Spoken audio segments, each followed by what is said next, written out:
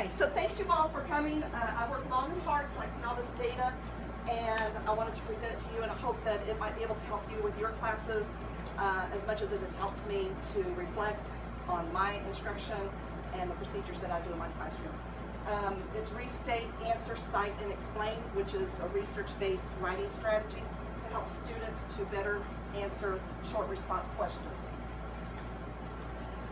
The reason that I did this was because as I looked at my students, I realized that most of them were apprentice or novice, and it just seemed like they didn't know exactly what to do to make their answers correct, to make their answers better. So I talked to some friends here in the building and got some ideas. This is a strategy that I'm using in my resource room with my resource students. And the reason that I wanted to do it was just so that I can help them to better answer short response questions. And then after doing the research, implementing the strategy, I wanted to see whether or not it was actually helping them. So part of this research was I had to do a literature review, and so I looked at several resources. These first ones here are showing the importance of teaching strategies to students. And these articles support the fact that teaching students strategies improves the quality of their writing. It improves even students with intellectual disabilities, ability to write. And it helps them to learn to be strategic learners, not just in their writing, but it spreads across to other areas of their learning. And then part of my research was I looked at some statistics, and the National Assessment Educational Progress, I got it from that website, showed that 27% of all students are at or above proficient in 8th and 12th grade in writing. Now that's kind of sad. 40% of 4th grade students could not write at a basic level. 60% of all students with special needs were below basic in writing. So all of these statistics showed me that I needed to do something. It's not just me, it's statistical. And 15% of all students are below basic in writing. Along with those areas, I also looked at our Common Core standards, which is incorporating writing on an equal basis with reading. So we need to hit it as hard as we do the reading area. They need to be able to write to show what they know. Do you have any questions about all those? No? These are the websites that I got them from, or the articles. My question is, what effect does direct instruction in using Restate, Answer, Cite, and Explain have on 5th graders with identified disabilities' ability to respond to short answer questions? So my students, they struggle with writing. I'm sure that I'm not the only one in the school building that has students that struggle. It's not just a special needs issue. But if you're using a strategy to instruct, it will help them. A lot of times our struggling writers lack independent abilities to work. And then I also wanted to determine whether or not this strategy would have a positive impact on my students' learning. This is a list of my students. I have 6 kids with varying degrees of, or different kinds of disability labels. Some of them have, one has autism, 2 have mild mental disability, 2 have OHI. I have 3 girls, I have 3 boys. And there's their disabilities. I wanted to look at what we'd already done with our winter maps, our winter reading, language, and then our star reading. You'll notice that our numbers sort of clump. I have 3 500s here for the star reading. In the language, I have 2 in the 200s. And then in the reading, I have scores that are 190 or above or 190 or below. And eventually here on this, we're going to see how that plays out. So in order to do this research, I established a baseline with the students. They had no idea that I was going to be taking this and really analyzing it for what they were answering or what they were not answering. So it was a baseline I gave them content that we had been covering in class. And after we had done baseline, then I started with the intervention by modeling for them. And we did it 3 times a week in the classroom, me modeling, them talking with me, us creating it together. Then finally on Friday, we completed a short response independently. All of my students get scribes, so it was independently with me scribing for them. This is our baseline. This student got 2 out of 4, and I'll show you the rubric. And then this is where, I'll show you the rubric in just a minute. This is where I modeled for the students the race format. We had them to, or I modeled how you write race on the paper, and as you're doing each section, the restate, the answer, the cite, evidence, and the explain, we would mark it off so that they could visually see exactly what it was that they were doing. And in fact, that they were doing all parts of it. Week 1, I had one student that answered thoroughly, perfect paper, 4 out of 4. I had another student that did not even answer on topic, just totally went off topic, did not go along with what the question was, which was discouraging.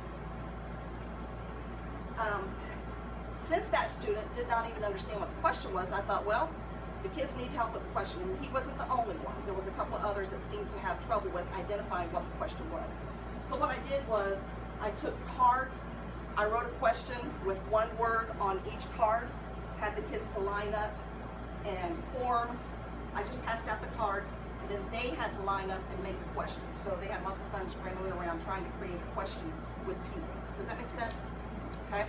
So then after they had the question and they understood it, then the idea was to take that question and turn it into the answer, or the restate.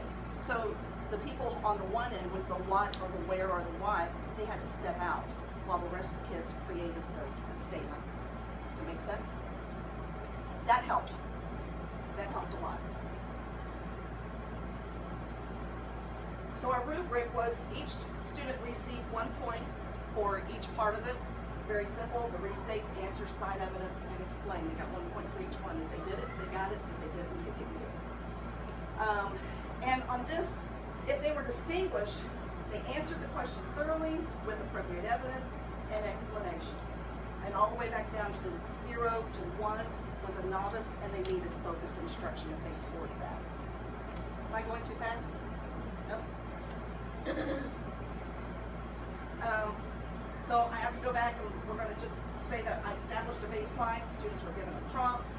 Then I read and scribed for the students, and then we analyzed the prompt using a rubric. Again, this is just your regular routine in the classroom. I modeled what I wanted them to do, so I did it. Then we did it together, and then students did it independently on a Friday. And we scored it on Friday and analyzed it on Monday. Here's our baseline. You can see that this second student had straight zeros. They were totally off topic. Their restate, answer, cite, explain, totally off topic. This top student up here did not restate, got an answer, did not cite anything but explained. And then these students here answered and cited evidence.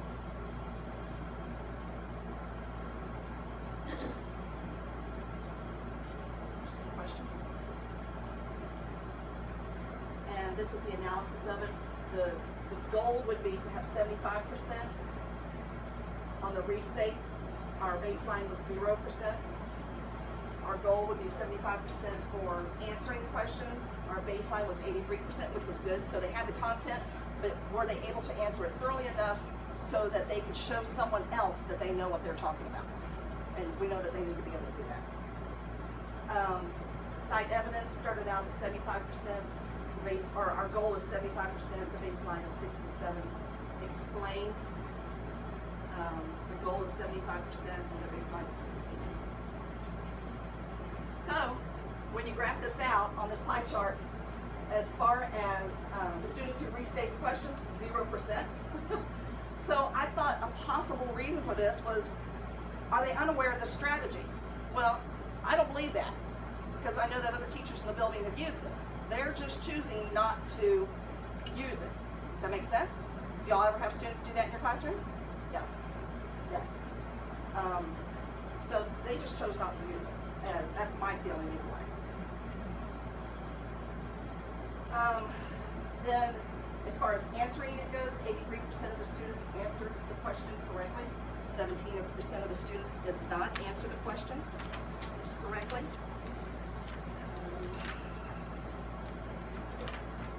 So that's 5 out of 6 answered correctly on that. Then citing evidence. 67% of the students cited evidence on the baseline. So I kind of wondered, are they just totally unaccustomed to citing evidence? And there again, I know that in their homeroom classes and their social studies and their math, the teachers are having them to cite evidence. I think it was, at this point, they just weren't looking at it as seriously, thinking, I need to do this. Okay? Any questions? Comments?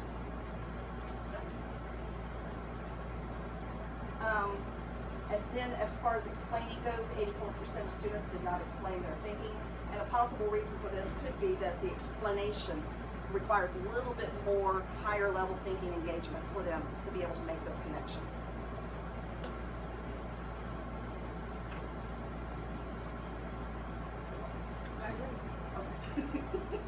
Okay, and then I just took a few notes. And when I was talking with the students about race, one of the students looked up at me and said, "Is it a real race?" No. Yes, this is killing me. So I had to go through explaining that. And then we talked about restating the question, and I had to go back and reteach that area. And then the citing evidence part. So we went back and did some focused instruction on citing evidence. So our final data. This student, this top student here, was able to do all of them, and he scored a perfect score. This student, again, was off topic, zeros, which means I still have focused instruction to do on this one student. This student right here got 3 out of the 4, as did these. So you can see that our final analysis, the percentages did go up, and that's good. Not on everything, not where I want it to be.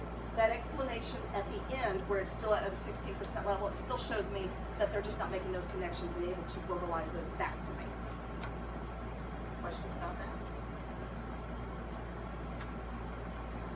So now I made a bar graph to compare baseline to the final data, and you can see that the restate increased 67% right here. We're at 0, then up to 67%. The answer was unchanged. The citing evidence increased by 16%, and the explanation was unchanged. Then I compared their scores by their disabilities. I had students with mild mental disability, autism, other health impaired, speech and language. And the students with the mild mental disability struggled more than anybody else did. But the majority of the students still struggled with the explanation part of it.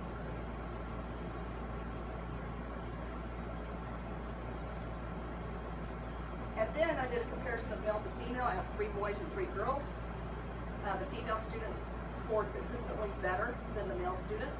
And I kind of wondered, possible reason for this, the girls are more on task than the boys are.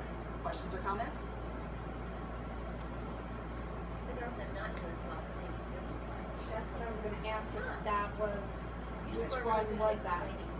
Which one was that? Explaining. You want the person's name? No. Oh, okay. Oh no, I didn't look at that part. That's what I was going to ask, and I didn't realize that it was broken up that way. Yeah. I didn't look closely enough. That's okay. 'Cause The I was blue gonna is the say- male, the pink is the female, and you can see the girls did better across the board except for the explanation. Yeah, you'd think that they would be able to talk about it. Yeah, interesting. Does it correlate with the other data that you said that the students with the mild mental impairment? Yes. I'm thinking. Yes. Yes.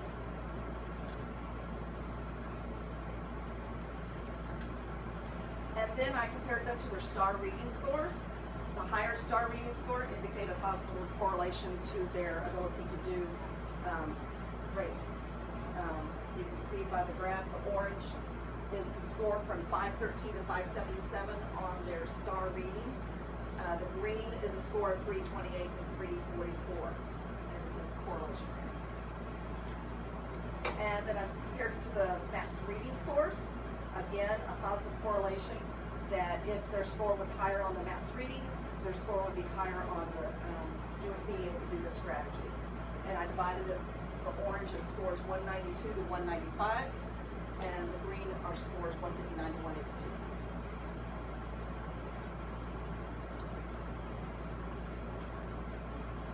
And I did the same thing with the MAPS language scores. And again, the higher the MAPS language score, there was a positive correlation to higher score on being able to make this task. Lower MAPS language score indicated a negative correlation. Questions? Comments? How many weeks did you do this? I only had 4 weeks. That is a problem. It would have been nice to do it longer, but this is a very short class, so. But it was a lot of growth in those 4 weeks. Yes, there was growth in those 4 weeks. So continued practice will hopefully show lots of growth on paper, which is Right. ultimate goal. Which is ultimate goal. So the initial results show a positive impact, but again, was only able to do it for 4 weeks, so I do need more data. Students were able to increase their ability to answer the short answer questions. However, again, I'm still looking at the explanation. The explanation seems to be the most difficult area for them to incorporate into their answers. There is a discrepancy between my students with mild mental disability and others, even though the accommodations are supposed to put them on a level playing field. And there is a discrepancy between our male and female students with special needs. Questions? Comments? Any aha moments? So, based on action research results and discussion with members of the PLC, the following actions will be taken. What suggestions do you have of something that I can do in the future with this study? Well, I think if you did it longer and then you did a baseline star and a post star, so you can see their growth of star as well, even though it's writing, at least you know that they're processing all of those same things, or hopefully that they're processing all of those same things, looking for the evidence to be able to find the answer. I mean, I think it would be interesting to see if those things are growing. That's not a strategy, that's an idea.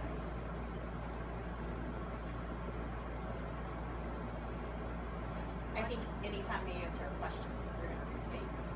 Yes. Stay Oh. verbally every time. Every time. When we were doing MAPS test this week, I was blocking the screen so that they couldn't jump down and try to guess. I was blocking it so they didn't have to look up here. And finally, I got to the point I was like, I would read the question. No, I didn't read the question because it was not reading. They would read the question, then I'd look at them and say, what are they asking? And then they were able to go back and look at it again and figure out what were they asking, because otherwise I could have gotten a response of what's for supper, and the kids said size 10 shoes. If you don't understand the question, you can't answer. So yes, they've got to be able to know what the question is. Okay? And restating it. Or saying restate. it. And I think we need to come up with, maybe as a group, or there needs to be some, we need to look into a concrete way to help them with a strategy to a slippery. Yes. If that's an area that you should, a discrepancy, then we need to find some kind of a concrete way, like it would be, strategy. Yeah, some kind of a strategy. Site, when you have the site, what did you model? I wanted them to go back to the text, grab the words from the text, and bring it into the answer. The author said, or according to the text, and then just So did they the put words. any part of an explanation With the site? that at all? No, the explanation would come down toward the bottom. Now, if they did put it in with the site, I counted as correct, because they were just putting it, race is just a strategy. If they've got it in there, they've got it in there. Did you have, like, I know when we tried to explain it, when we, again, we're in third grade, but we say, okay, when we use the words from the text, that's their words. And the explain is, I know this because. Yes, So did you use like those words whenever? Right. my own STEM. I Right. don't think I did. Because that's what we try to have them, okay, you used your evidence, that's your text evidence, but now you have to make that connection. You have to explain. Now it's your turn to make that connection. So you always have to say, I know this because, and then connect your schema, Okay. and then add that in. So that's hope. We're trying to get them to make sure they always add that on to the end. Okay. So I don't know, using that sound might I think that might help. help. Or that's, again, just another suggestion to try to get. And when you're talking about the writing and reading, when we teach just different strategy, like reading strategies, we always talk about how the author uses the topic sentence, the more detailed sentences. So once they've given you an explain, so can you give me more details, just like an author would do to support your answer, just as a strategy? I'm not sure if you taught them a restating strategy, but the one that I always use is the easy free strategy. Did you use that? Yes, I did. Because I'm surprised that that one student who got 0, 0 to 0 wasn't able to do that. Right. Because that's pretty concrete. That's Usually. pretty concrete, yes, and I definitely went back to that. I didn't know what the name of it was, but I told them 1, 2, 3, this is where you start. And that seemed to help them with the restate. What was that, more details to support the Just to exercise? support their answer. Anything A lot else? of times they're going back into the text, so they may even give you another place that they can cite, which again is going to just bump up their Bump thought up their score. process and their scores. Anything else? Okay. I'm gonna try to get you out of here quick because I know it's beautiful 82-degree weather. Reflection for classroom question. This helped me to see my need to make sure I'm getting explicit instruction in short response strategies. It helped me to be able to see the changes that the students made after I did this explicit instruction, and the effect of my instructional methods. And it also helped me to see the struggles that some of my students continue to have. So this is part 2. This is the PLC focused question. What challenges and strengths does the trust survey reveal about the A.J. Lebanon Elementary School PLC? So if you'll remember back at our last PD, I passed out that survey. You all answered it. This is a list of all the people that were there. You'll notice some of them are classroom teachers and some are not, so that can affect the results of the survey. And I didn't think about that when I passed it out. So it does have an impact. The survey had 16 questions. I used it because in my position, I moved from class to class. Teachers come in and out of my room. And so it gathered feelings about trust with other teachers. I only chose 3 questions to analyze because 16 questions would have been overboard and you wouldn't have wanted to sit here and listen to it. And I didn't want to analyze it. Okay, so this was the survey that you did. You can find it at go.solutions/tree, etc. Then there's all kinds of surveys on there. And have you guys ever used that? Yeah. And I passed out the surveys. I gave just a brief instruction. You all left them on the table, and I collected them back up for analysis. The trust survey is divided into 2 sections. One section is the agreement level. Do you agree with this question? Do you disagree? Are you neutral, or do you agree? Then the importance level. Do you find the question to be of value? Is it very important, somewhat important, or not very important at all? And again, I think that that part of it can be reflective of whether or not you are a classroom teacher. How does it affect you? Because this was a personal survey. So I had 27 surveys. 17 out of the 27 were nearly identical, all on a very positive reflection of our school. 100% were in agreement with the beliefs, but there were minor differences in the level of importance that they placed on those questions. And again, I think it might reflect were they in the classroom or not. My analysis focused on these 3 questions. I believe that everyone on my team is pulling in the same direction. I feel comfortable with my colleagues in my room during my instructional periods. I feel welcome in my colleagues' rooms during their instructional periods. And part of the reason I did this is because as a special ed teacher, I'm going into other teachers' rooms. And over the course of my 12 years of being a teacher, there have been times where I've just not felt like I was very welcome in those rooms. And there's been times when I felt very welcome. And as a special ed teacher, I also have people coming in and out of my room, and you all have people coming in and out of your rooms also. But I get very nervous sometimes, so I just wanted to see how other people felt, because when Angie comes in, I'm like, oh, am I doing what I'm supposed to be doing? When, yes. And when Amber walks through the room even, I mean, we're partners. When she walks through the room and I'm like, oh, am I doing what I'm supposed to be doing? So anyways, that's one of the reasons I did this. I don't know if anybody else ever feels that way, but that's what I think I'm getting better. I don't know. Then I did a pie chart. The green, 89% believe that the team is pulling in the same direction, which is very cool.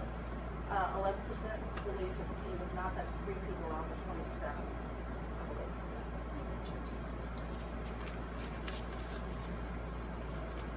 Yeah, 3 people out of the 27 does not believe that the team is pulling in the same direction. And then I looked at this. I believe that the importance of that question.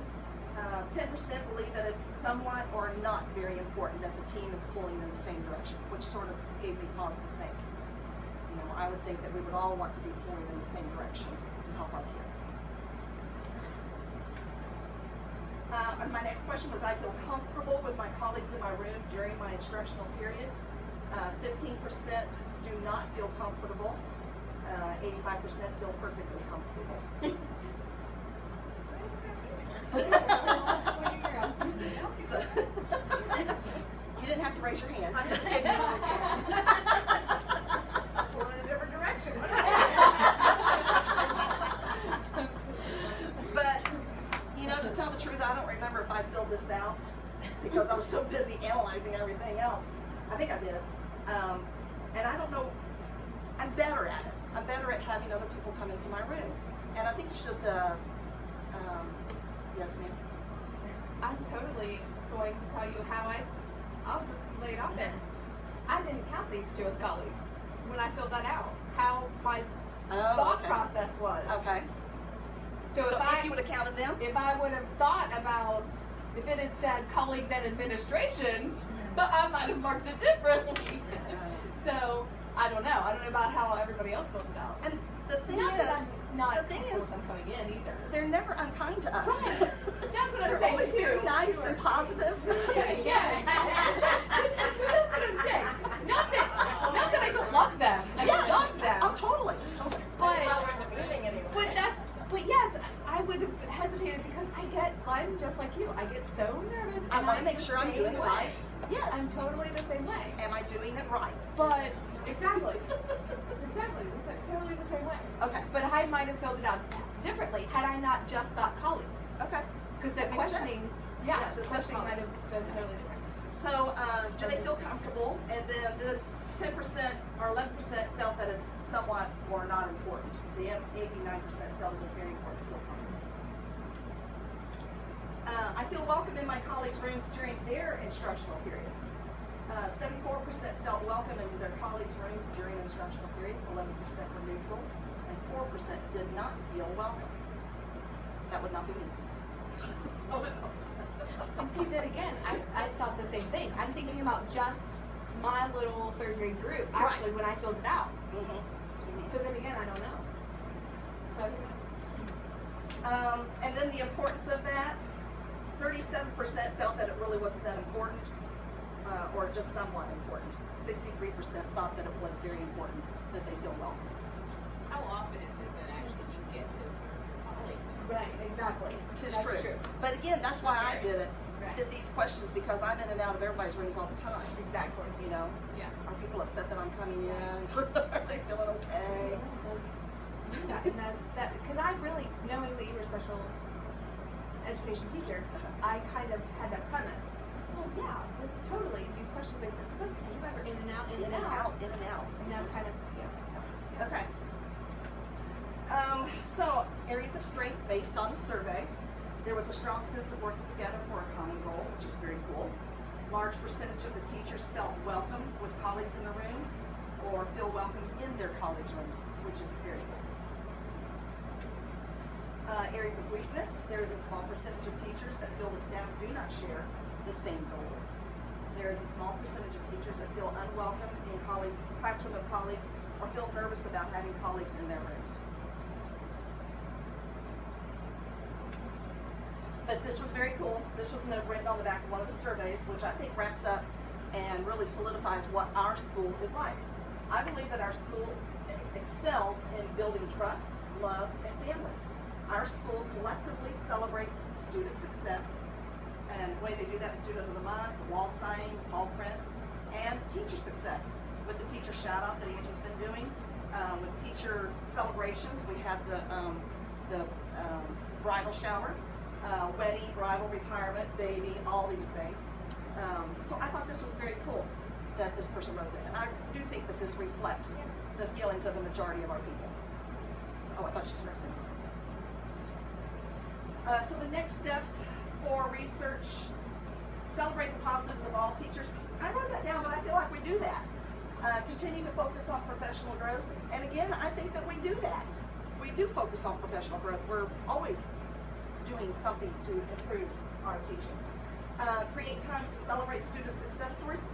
We do that. We have our Student of the Month. We have Paul Prince. The students celebrate in their classrooms as they're leaving. I think we do all those things. And then I typed in there, share new ideas in the PLC. Well, this last PLC we had was basically all of us sharing our ideas, which was very cool. So do you have any ideas for next steps? Anything else that we can learn from this, that we can add in, that we can do to make our school not just better, but best? I agree. I agree. I think we already do a fabulous job. Okay, we'll go on. And then this showed me that our staff works very well together. It showed our strengths and our weaknesses. And the next steps are doable, although we did not identify any, to enhance instruction or enhance our professionalism. That was it. Can't think of anything else we need to add in, or any comments about the survey? We can always add that we're trying to observe each other more. I mean, I don't think we have a huge opportunity to do that. I mean, there are always things that we can learn from each other, and maybe we'd be, I don't know, maybe about it as much if we get nervous if there was it. Yeah, maybe like exposure therapy. Yeah, exactly. One that you didn't mention was the book studies too, and I feel like that Oh, was book studies. Yes. just to understand the students and share ideas and discuss. And really, it's like a little, yes, that was it. A little work. Sure, but then you were saying, like, you go into other teachers' rooms, and though sometimes you don't feel comfortable when you're teaching in other people's rooms, do you feel nervous teaching in other people's rooms? Like, do you feel like people are observing, you know? I feel judging- better now. Okay. I feel better now. Because you get both sides of it. You get to be in there and feel uncomfortable, and then you get to be in your room and have people I come feel uncomfortable. Yeah. Again, I think I'm feeling better. I think I've got to the point where I've said to myself, enough is enough. Just get over this. Because I was thinking if exposure You know, therapy it's type teaching. thing would help, but you do it so much and it's not helping. But I think it's normal because I think that you want to do well. I think like anytime you give a presentation or do something in front of your peers, you're much want to more do well. nervous than any other time. So I think it's right. normal and maybe even a good healthy thing that we're a little bit nervous because we want to always be on our best game. I have a little takeaway. Okay. The little restating physical activity where the kids got up and then had to restate with the cards and stuff. I have the support group for reading. So I totally need to do that with my group. Oh, cool. Because I know that they struggle with that some as well. Or sometimes they skip over it because they think, they're like, you know, I don't need to do that. I need to go straight to the meat. And I'm like, no, we have to restate. So that's a part that they think they can skip when we need to. Well, I think the little cards, it's getting them up and moving. It's more engaging for them. Exactly. Yeah. So it's much more interesting for them to do it that way as opposed to just pencil and paper, or to watch me do it, or plus it verbalize lets it. them And it's see like that practice. physically take out the question word. Words, Because exactly. I still have students who struggle with that. Like, what is it? Well, and they'll like answer it that way, and I'm like, no, just take out the question Right. word. Just take out the question word.